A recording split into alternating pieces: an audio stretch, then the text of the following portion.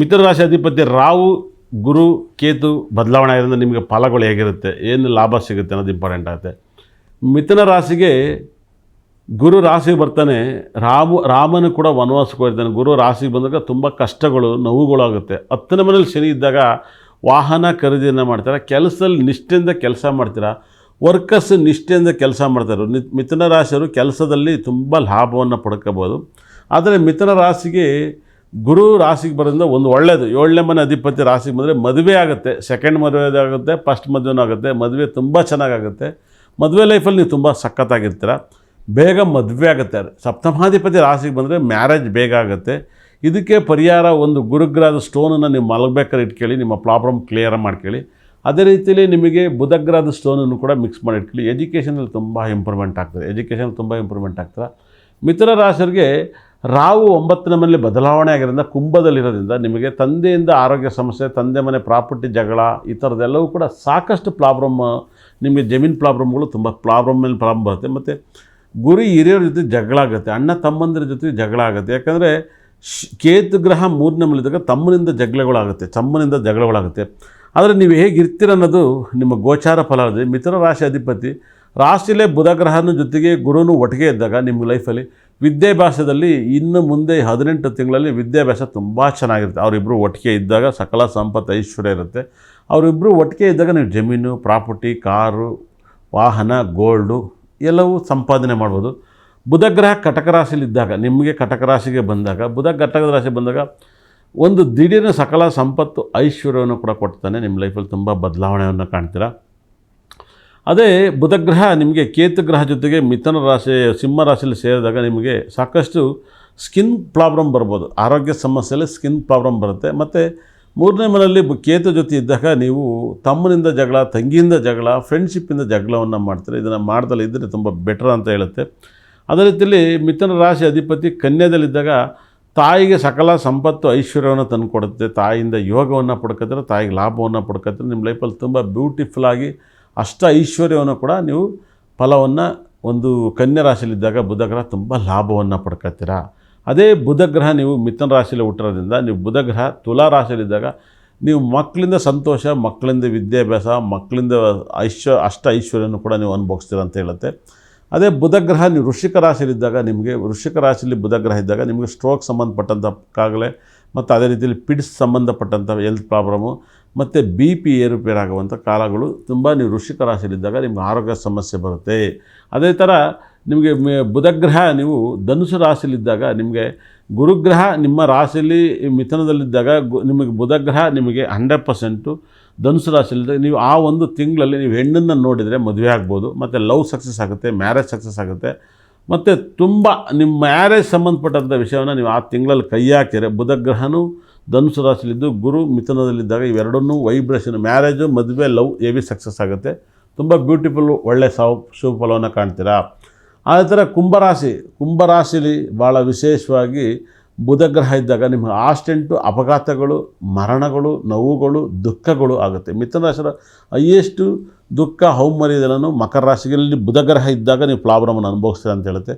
ಬುಧಗ್ರಹ ಬಹಳ ವಿಶೇಷವಾದಂಥ ಒಂದು ವೈಬ್ರೇಷನ್ನ ಕೂಡ ಒಂದು ಕುಂಭರಾಶಿಯಲ್ಲಿದ್ದಾಗ ನಿಮಗೆ ಬುಧಗ್ರಹ ಇದ್ದಾಗ ತಂದೆಯಿಂದ ಲಾಭ, ನಿಧಿಯಿಂದ ಲಾಭ, ಟೆಂಪಲಿಂದ ಲಾಭ, ಯೋಗದಿಂದ ಲಾಭವನ್ನು ಅನುಭವಿಸ್ತೀರ. ಬುಧಗ್ರಹ ನೀವು ಶನಿಗ್ರಹ ಜೊತೆಗೆ ಮೀನದಲ್ಲಿದ್ದಾಗ ನಿಮಗೆ ಕೆಲಸದಲ್ಲಿ ಅಪಾರವಾದ ಸಕಲ ಸಂಪತ್ತು, ಕಂಪ್ನಿಯನ್ನು ಮಾಡಿದಾಗ ಕಂಪ್ನಿಯಿಂದ ಲಾಭ, ವರ್ಕರ್ಸಿಂದ ಲಾಭ, ಜಾಬ್ ಸಿಗುತ್ತೆ. ಇದೆಲ್ಲವೂ ಕೂಡ ನೀವು ಅಲ್ಲಿ ಬರಬೇಕಾದ್ರೆ ನೋಡ್ಕೊಂಡು ಕೆಲಸ ಮಾಡಿ ಪಕ್ಕಾ ಒಳ್ಳೆಯದಾಗುತ್ತೆ. ಮೀನದಲ್ಲಿ ಬುಧ ಇದ್ದಾಗ ಮೇಷಕ್ಕೆ ಬಂದಾಗ ಬುಧಗ್ರಹ ನಿಮಗೆ ಅಷ್ಟ ಐಶ್ವರ್ಯ ಕಟ್ಟಿ ಹೊಸಮನೆ ಕಟ್ಟಿ ಸ್ವಂತ ಮನೆಗೆ ಹೋಗೋಂಥ ಫಲವನ್ನು ಸಿಗುತ್ತೆ. ಅದೇ ನೀವು ವೃಷಭ ರಾಶಿಗೆ ಬುಧಗ್ರಹ ಇದ್ದಾಗ ನೀವು ಯಾವುದೇ ಒಂದು ತಿಂಗಳಲ್ಲಿ ಕೆಲಸ, ಮಾತು, ಕತೆ ಏನು ಮಾಡಿದ್ರು ಎಲ್ಲವೂ ನಿಷ್ಕ್ರಿಯ ಆಗುತ್ತೆ, ಎಲ್ಲವೂ ವೀಕ್ ಆಗುತ್ತೆ. ಈ ಒಂದು ಮಿಥುನ ರಾಶಿ ಬಗ್ಗೆ ಸಾಕಷ್ಟು ಮಾಹಿತಿಯನ್ನು ನೀಡಿದ್ದೀನಿ. ನಂಬರ್ ಅಂದರೆ ನಾನು ಅಂದರೆ ನಂಬರ್ಸ್ ಹೇಳ್ತೀನಿ ಅಂತ ಆಗುತ್ತೆ ಅಂತ ಹೇಳ್ತೀನೋ ಅಭಿಮಾನಿ ದೇವರಿಗೆ ಗೊತ್ತು. ಜಿಂಗ ಲಕ ಲಕ ಲಕ ಬರ್ರೋ ಎಲ್ಲ ರಾಶಿ ಬಗ್ಗೆನೂ ಸಾಕಷ್ಟು ಮಾತನಾಡ್ತೀನಿ. ಮಿಸ್ ಮಾಡ್ದಲೇ ನೋಡಿ. ನೆಕ್ಸ್ಟು ಕಟಕ ರಾಶಿ ಬಗ್ಗೆ ಸಾಕಷ್ಟು ಹೇಳ್ತೀನಿ. ಈ 9 ಗ್ರಹಗಳು ಸಿಂಗಲ್ ಆಗಿದ್ರೇನು, ಡಬ್ಬಲ್ ಆಗಿದ್ರೇನು, ತ್ರಿಬ್ಬಲ್ ಆಗಿದ್ರೇನು, ಒಂದು ಜಾಗದಲ್ಲಿ ತ್ರಿಬ್ಬಲ್ ಡಬ್ಬಲ್ ಆಗಿದ್ರೆ ಏನಾಗುತ್ತೆ, ಜೋಡಿ ಎತ್ತಾದ್ರೇನು, ಸಿಂಗಲ್ ಎತ್ತಾದ್ರೇನು. ರಾಹು ಗ್ರಹ ನಿಮ್ಮ ಜೀವನದಲ್ಲಿ ಏನೆಲ್ಲ ಮಾಡ್ತಾನೆ, ಸ್ಪೋರ್ಟ್ಸ್ ಮ್ಯಾನ್ ಗ್ರಹ ಆಗ್ತಾನೆ. ರಾಹು ಗ್ರಹ ಸ್ಪೋರ್ಟ್ಸ್ ಮ್ಯಾನು, ಹೋಟೆಲ್ ಗ್ರಹ ಆಗ್ತಾನೆ.